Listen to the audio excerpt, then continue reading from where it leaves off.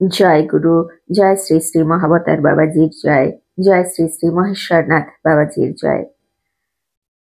ঋষিকেশ থেকে বদ্রীনাথ যাওয়ার রাস্তা 5টি প্রয়াগের উপর দিয়ে গেছে, যেখানে ভারতের মহান নদীগুলির সঙ্গম হয়েছে। গঙ্গোত্রী থেকে নেমে আসা ভাগীরথী ও বদ্রীনাথ থেকে নেমে আসা অলকানন্দার সঙ্গমস্থল হল দেবপ্রয়াগ। ছোট্ট শহরটিতে এই সঙ্গমের পাশেই রয়েছে একটি শ্রীরামের মন্দির। মনে করা হয় বৃদ্ধ বয়সে শ্রীরাম এখানে এসে তপস্যা করেন। গর্জন করতে করতে নেমে আসা এই দুই নদীর সঙ্গমস্থল খুবই সুন্দর। পাঠ করে শোনাচ্ছি আপনাদের হিমালয়বাসী গুরুর ছত্রছায়ায় এক যোগীর আত্মকথা বইটি থেকে, শ্রী এম এর আত্মজীবনী। আজ আমরা শুনব নাগা ও মহামন্ত্র শিক্ষা 17 নম্বর অধ্যায়টি থেকে। তিনি লিখছেন, আরেকটু এগোলে রুদ্রপ্রয়াগ, যেখানে কেদারনাথ থেকে নেমে আসা মন্দাকিনী মিলেছে অলকানন্দার সাথে। এরপর কর্ণপ্রয়াগে পিণ্ডারা এসে মিলেছে অলকানন্দার সাথে। তারপর আসে নন্দপ্রয়াগ ও বিষ্ণুপ্রয়াগ। বিষ্ণুপ্রয়াগের কাছেই রয়েছে বিখ্যাত জ্যোতির্মঠ, যা যোশীমঠ নামে পরিচিত। মনে করা হয় বিখ্যাত বেদান্তীন আদি শঙ্করাচার্য এই যোশীমঠের স্থাপনা করেন এবং এটি ওনার দ্বারা স্থাপিত ভারতের উত্তরতম প্রান্তের মঠ। ওনার স্থাপিত অন্যান্য মঠগুলি হল যথাক্রমে ভারতের পশ্চিম, পূর্ব ও দক্ষিণ প্রান্তে অবস্থিত দ্বারকা, পুরী ও শৃঙ্গেরি মঠ। আরও ওপরে পাণ্ডুকেশ্বর থেকে ভ্যালি অফ ফ্লাওয়ার্স ও সমুদ্রতল থেকে 15,000 ফুট ওপরে অবস্থিত শিখদের পবিত্র কুণ্ড হেমকুণ্ড সাহেবের উদ্দেশ্যে যাত্রা শুরু হয়। পাণ্ডুকেশ্বর ছাড়ালেই বদ্রীনাথের পবিত্র মন্দির। বদ্রীনাথের প্রধান পূজারী শীতকালের 6 মাস যোশীমঠে কাটান। বশিষ্ঠ গুহা থেকে বদ্রীনাথ আন্দাজ 220 কিলোমিটার রাস্তা আমি 25 দিনে পার হই। এই দূরত্ব আমি পায়ে হেঁটে পার হয়েছিলাম, কোনো রকম পরিবহনের সাহায্য না নিয়ে, এবং এই নিয়ে আমি গর্বিতও ছিলাম। এই কদিনে আমি একজন অভ্যস্ত পরিব্রাজক সাধু হয়ে গিয়েছিলাম। কখনো কখনো ঠিক সময়ে খাবার না পাওয়া, কখনো পরিত্যক্ত চালায় শুয়ে ঠান্ডায় কাঁপতে থাকা, কোনো কিছুই আমার অদম্য উৎসাহ ও যাত্রার আগ্রহ থেকে আমাকে বিরত করতে পারেনি। শারীরিক কষ্ট আমার যাত্রাপথে কোনো বাধা সৃষ্টি করেনি। আমার মনটা একাকিত্বের সময়ে উত্তেজিত ও বিক্ষুব্ধ হয়ে উঠত এবং সময়ে সময়ে মোহমুক্ত হয়ে যেত। পাহাড় ও নদীর সৌন্দর্য এবং একটা আশা যে ওই বরফ আবৃত উচ্চ শিখরে কেউ একজন বসে আছেন, যিনি আমার সকল প্রশ্নের উত্তর খুঁজে দিতে সাহায্য করবেন, এবং এটাই আমাকে চলতে সাহায্য করেছিল। যাওয়ার পথে আমার 2টি উল্লেখযোগ্য অভিজ্ঞতা হয়েছিল, যে কথা আপনাদের বলবো। দেবপ্রয়াগে এক নাগা সাধু সম্পূর্ণ নগ্ন আমার সাথে এসে আলাপ করেন। দেবপ্রয়াগে যখন পৌঁছাই তখন অন্ধকার হয়ে আসছে, আর আমি ভাবছি কোথায় একটু খাবার আর বিশ্রাম নিতে পারবো। ঠিক তখনই লম্বা, কালো ও উলঙ্গ জটাধারী এই সাধু আমার কাছে এসে বললেন, যদি তুমি থাকার জায়গা খোঁজো তাহলে এসো।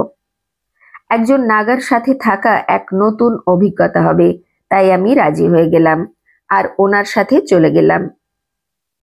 উনি গঙ্গার ধারে রাম মন্দির থেকে অল্প দূরে একটি ছোট কুটিরে থাকতেন। কুটিরের ঠিক সামনে একটি ধুনি জ্বলছিল। আমি নদীতে স্নান করে এসে দেখলাম উনি ধুনির সামনে বসে আছেন। উনি বললেন, বসো, অগ্নি দেবতার কাছে প্রার্থনা করে তাকে প্রণাম জানাও, আমরা খেয়ে নেব, তারপর সিদ্ধি পাবো। সিদ্ধি? আমি জানতে চাইলাম, কারণ সিদ্ধি শব্দটির অর্থ অলৌকিক শক্তি যা যোগীরা প্রাপ্ত করে থাকেন। হ্যাঁ হ্যাঁ, দেখতে পাবে, উনি বললেন। আমরা আলুর তরকারি দিয়ে গরম গরম রুটি খেলাম। খেতে খেতে উনি আমার জীবনের কথা, কোথায় যাচ্ছি এসব জানতে চাইলেন। বললাম যে আমার নাম শিবপ্রসাদ, একজন সাধক, আর বদ্রীনাথে যাচ্ছি প্রকৃত গুরুর খোঁজে। আমি বুঝতে পারছিলাম যে উনি আমাকে বোঝার চেষ্টা করছেন। খাওয়া শেষ হওয়া মাত্রই উনি ভেতরে গিয়ে একটা মাটির ছিলিম নিয়ে এলেন। তাতে গাঁজা আর তামাক ভরে সেটাকে জ্বালালেন।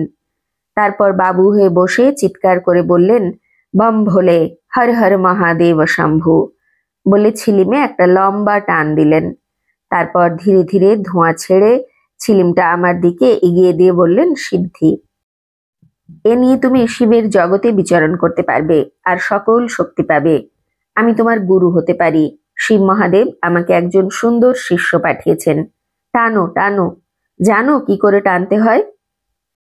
ধোঁয়ার গন্ধ থেকেই আমি বুঝতে পারলাম ওটা গাঁজা। ত্রিবান্দ্রমে আমার কিছু বন্ধু গাঁজা খেত, আর আমিও কয়েকবার খেয়ে দেখেছি, কিন্তু ঠিক আসক্ত হইনি।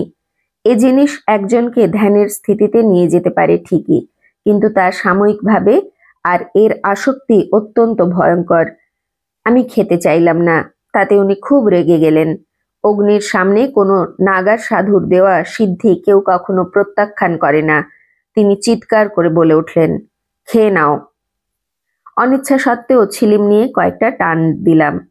কিছুক্ষণ পরে উনি হঠাৎ বললেন, দক্ষিণা। আমাকে দক্ষিণা দিতে হবে।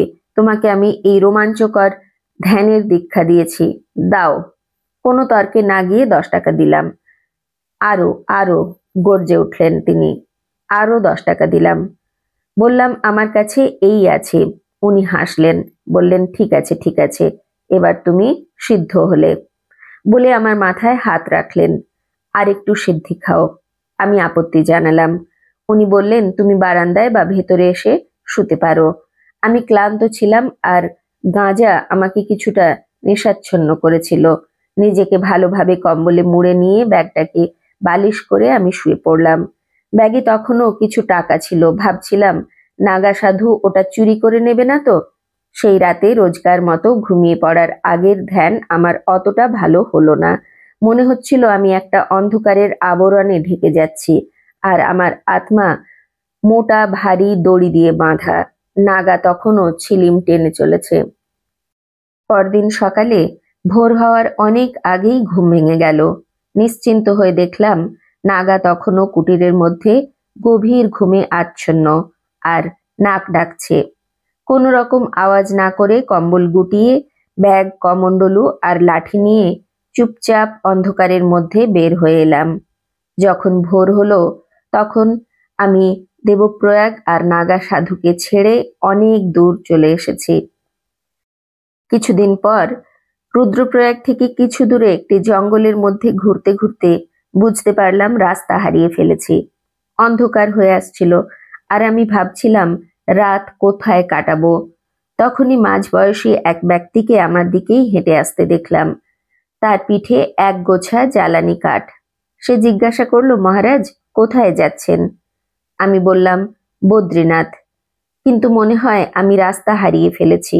আপনি কি এমন কোনো জায়গা জানেন যেখানে রাতে থাকার জায়গা আর কিছু খাবার পাবো? আসুন আমার সাথে, তিনি বললেন। বাবাজির আশ্রম বেশি দূরে নয়, তিনি আমার গুরু, আসুন। আমি এক রহস্যময় অমর এক যোগীর কথা পড়েছি, যিনি এই হিমালয়েই কোথাও থাকেন। তাই খুব উত্তেজিত হয়ে পড়লাম। বললাম, মানে সেই মহান বাবাজি আপনার গুরু? আমি কোন বাবাজির কথা বলছি উনি বুঝতে পারলেন না। ওনার গুরু ছিলেন একজন বৈষ্ণব বাবাজি। বৈষ্ণব সাধুদের বাবাজি বলা হয়। আমরা একটা খাড়া রাস্তা দিয়ে নেমে এলাম, যেটা নদীর তীরে গিয়ে মিলেছে। নদীর খুব কাছেই ফল ও ফুল গাছ দিয়ে ঘেরা গ্রানাইট পাথরে তৈরি একটি ছোট মন্দির। মন্দিরটিকে ঘিরে আছে ছোট ছোট কয়েকটি কুটির, একটা খাবার ঘর ও একটি রান্নাঘর। কাঁসর আর ঘন্টা বাজছে। বুঝলাম সন্ধ্যা আরতি হচ্ছে। পুরুষ মহিলা সবাই আরতি দেখছেন। একজন লম্বা স্বাস্থ্যবান দাঁড়িগোঁফ কামানো ব্যক্তি, পরনে শুধুমাত্র কোটি বস্ত্র, গলায় পৈতে, মাথা ন্যাড়া, শুধুমাত্র একটি লম্বা ও মোটা শিখা, রাধাকৃষ্ণের যুগল মূর্তির সামনে আরতি করছেন, আর মাঝে মাঝে ঘন্টা বাজাচ্ছেন। আরতি শেষ হলে তিনি ঘুরে প্রদীপ অন্যদের কাছে এগিয়ে দিলেন, যাতে বাকিরাও প্রণাম জানাতে পারে। তখন দেখলাম যে তার কপালে, গলায় ও হাতের ওপরের দিকে বৈষ্ণবদের মতো ইউ আকারের বিশেষ চিহ্ন চন্দন বাটা দিয়ে আঁকা রয়েছে। গলায় জড়ানো একটি তুলসীর মালা। যিনি আমাকে ওখানে নিয়ে গিয়েছিলেন তিনি ওনার পায়ে হাত দিয়ে প্রণাম করলেন এবং ফিসফিস করে কিছু বললেন। বাবাজি হেসে আমার দিকে এগিয়ে এলেন। রীতি অনুসারে আমি ওনার পায়ে হাত দিয়ে প্রণাম করলাম। জয় শ্রীকৃষ্ণ। ভগবান তোমার মঙ্গল করুন। উনি বললেন, এবার গিয়ে মা গঙ্গায় স্নান করে এসো। প্রথমে আমরা প্রসাদ পাবো, তারপর কথা হবে। নমনারায়ণ। বাবাজি একটু দূরে একটা কাঠের আসনের উপর পা মুড়ে বসলেন, আর আমরা বাকি সবাই খাবার ঘরের মাটিতে পা মুড়ে বসলাম। সবাই ভগবত গীতার ৫ম অধ্যায় পাঠ করলেন এবং তারপর আমাদের সাধারণ কিন্তু সুস্বাদু নিরামিষ খাবার পরিবেশন করা হলো। মহিলারা এক সারিতে বসে এবং পুরুষরা অন্য সারিতে। সেখানে 4জন যুবতী এবং 6জন মধ্যবয়সী পুরুষ ছিলেন। সবার পরনে সাদা কাপড় ও কপালে ইউ আকৃতির চিহ্ন আঁকা। শুধুমাত্র বাবাজির পরনে গেরুয়া রঙের ধুতি। খাবার পরে বাবাজি আমাকে ওনার ছোট্ট কুটিরে কথা বলার জন্য ডাকলেন। তিনি আমার ছোটবেলা এবং আধ্যাত্মিক খোঁজ সম্বন্ধে বেশ কিছু কথা জানতে চাইলেন। আমি যতদূর সম্ভব উত্তর দিলাম। তবে আশ্চর্যের কথা যে উনি একবারের জন্য জানতে চাইলেন না যে আমার ধর্ম কি, অথচ আমার ধারণা হয়েছিল যে ওনারা বেশ গোঁড়া ব্রাহ্মণ। ওনার থেকে জানতে পারি যে ওনারা কৃষ্ণের ভক্ত এবং শ্রীকৃষ্ণ চৈতন্যের অনুগামী। ওনারা বিশ্বাস করতেন যে ভগবানকে সেবা করার একমাত্র পথ হলো ভক্তি, আর কৃষ্ণই সেই সর্বশক্তিমান পরম পুরুষ। তাঁরা রাধা ও কৃষ্ণের সামনে নাচ গান করতেন এবং নিয়মিত তাঁদের পুজো করতেন। তাঁরা শুদ্ধ নিরামিষাশী ছিলেন এবং বিশ্বাস করতেন যে যে কেউ তাঁদের মতে দীক্ষিত হলেই সে ব্রাহ্মণত্ব প্রাপ্ত হয়।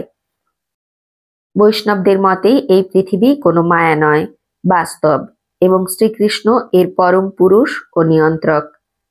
যে জিনিসটা আমার সবচেয়ে সঙ্গত বলে মনে হয়েছিল তা হলো সংসার ত্যাগ ও সন্ন্যাস গ্রহণ সম্বন্ধে বাবাজির বিচার।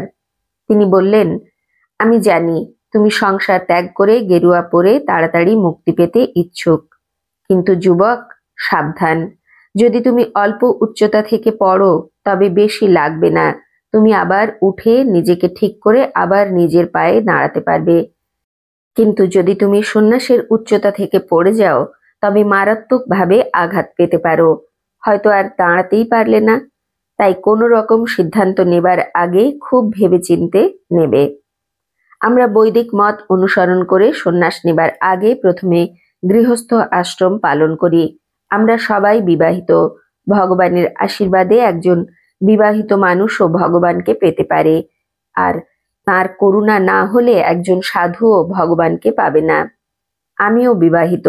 আমার স্ত্রী মারা যাবার পরই আমি সন্ন্যাস নিই। আর একটা জিনিস, যতই বিদ্বান হোক, গাঁজাখোর সাধুদের সঙ্গে মিশো না। আমি জানি তোমার নজর উচ্চ হিমালয়ের দিকে, আর হয়তো তাদের তুমি সেখানেও পাবে।